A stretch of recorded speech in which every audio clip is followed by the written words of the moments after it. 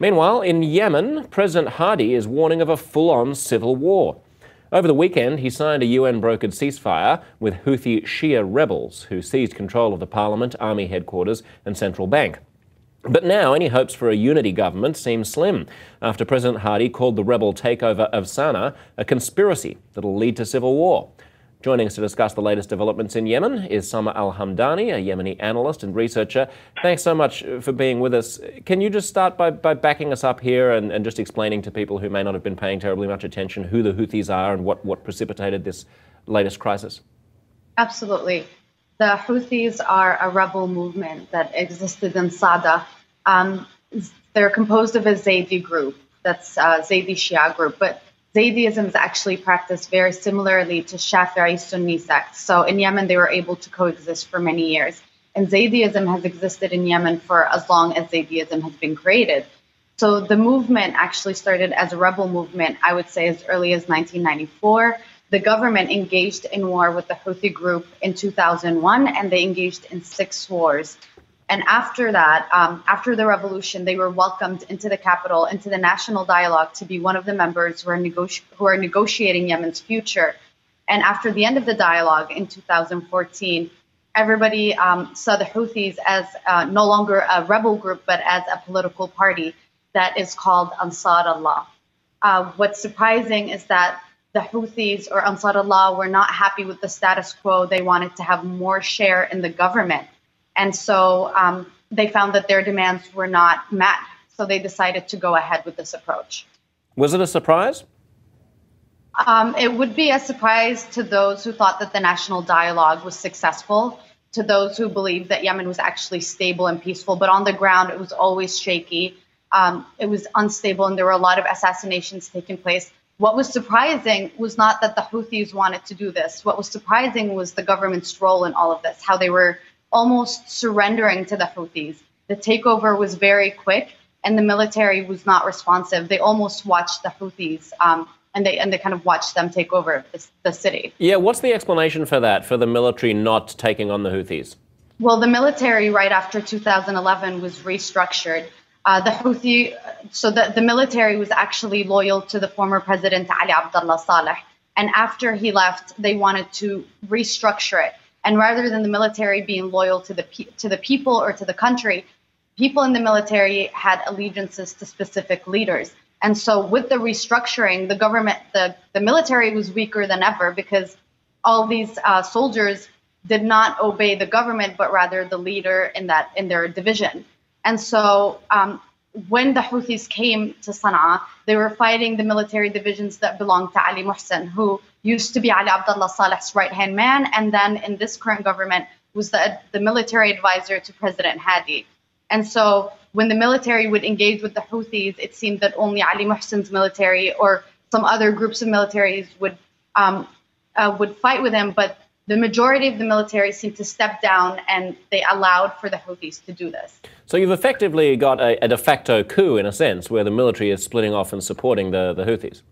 Well, the military, though, was not active. They were kind of just like watching this take place. Yeah, right. So, but an act of omission can be the same as an act of commission, depending on what the outcome is. So where do we go from here? We've got Sunday's ceasefire agreement. What does it mean for President Hadi to now be speaking out and calling the Houthi takeover a conspiracy? Well, it's kind of surprising that he came out and called it a conspiracy after he signed a deal with them. I would assume that he would have called it a conspiracy before he agreed to a specific set of rules to carry on the future month. So what happened is 48 hours ago, they signed a deal. They agreed that Yemen is going to have a new prime minister. This is a huge issue of debate because it's going to be very hard to find someone that the Houthis want, who Hadi also accepts, who the Islah party is also going to endorse. So they're actually going to have to hire someone for the first time who's a technocrat, someone who's entirely independent. Once the prime minister is selected, they're going to have to form a new government. So everything is going to rest on this prime minister guy, but the Houthis refused to sign a specific clause in the treaty.